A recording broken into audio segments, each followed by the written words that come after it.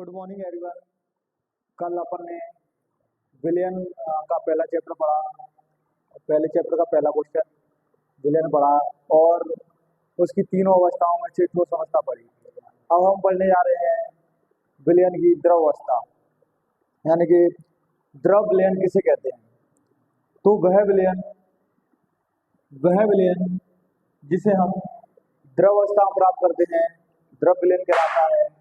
और इस प्रकार के विलयन को प्राप्त करने के लिए द्रव में ठोस द्रव और गैस को घोला जाता है। तो एक बार और सुन लीजिए, वह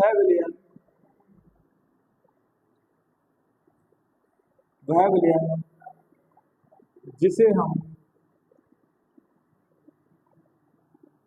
द्रव अवस्था में प्राप्त करते हैं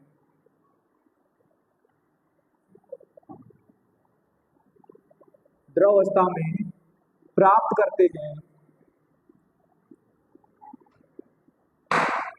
द्रव विलयन कहलाता है।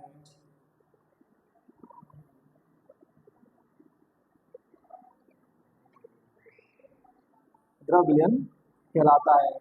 वह विलयन जिसे हम द्रव अवस्था में प्राप्त करते हैं द्रव विलयन कहलाता है। इस प्रकार के विलयन को बनाने के लिए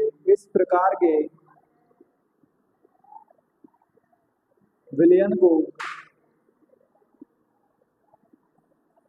बनाने के लिए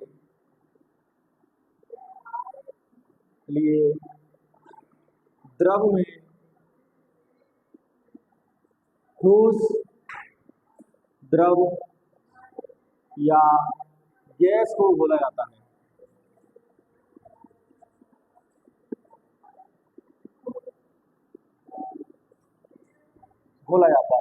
एक बार और समझ लीजिए इसको। वह विलयन जिसे हम द्रव अवस्था में प्राप्त करते हैं द्रव विलयन कहलाता है। इस प्रकार के विलयन को बनाने के लिए द्रव में ठोस द्रव और गैस को घोला जाता है। द्रव विलयन तीन प्रकार के होते हैं।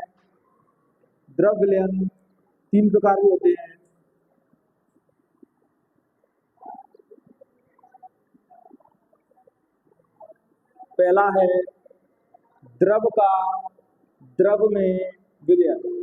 जब किसी द्रव को हम एक दूसरे द्रव में घोलते हैं जो बनने वाला विलयन होगा वो द्रव अवस्था में होगा, तो वह विलयन द्रव का द्रव में विलयन कहलाएगा। जैसे जल में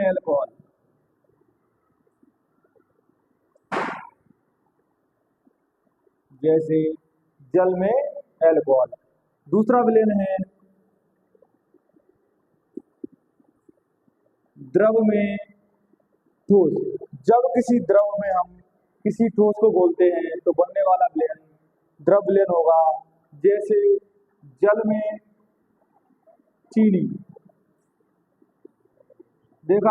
आपने देखा होगा जल द्रव अवस्था में होता है और चीनी ठोस अवस्था में होती है। जब अपन इसको जल में घोलते हैं तो चीनी जल में घुल जाती है और जो विलयन बनता है द्रव अवस्था में रहता है। तीसरा विलयन है अपना द्रव में गैस का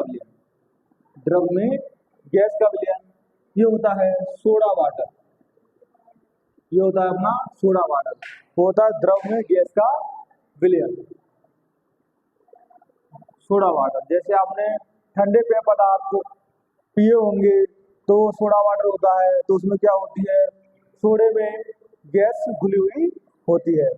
तो इस प्रकार से जो द्रव विलयन है तीन प्रकार के होते हैं। पहला है द्रव का द्रव में विलयन, जैसे जल में अल्कोहल। दूसरा है द्रव में ठोस का विलयन, जैसे जल में चीनी। और तीसरा है द्रव में गैस का विलयन, जैसे सोडा वाटर। इस प्रकार से द्रव विलयन को बांटा गया है।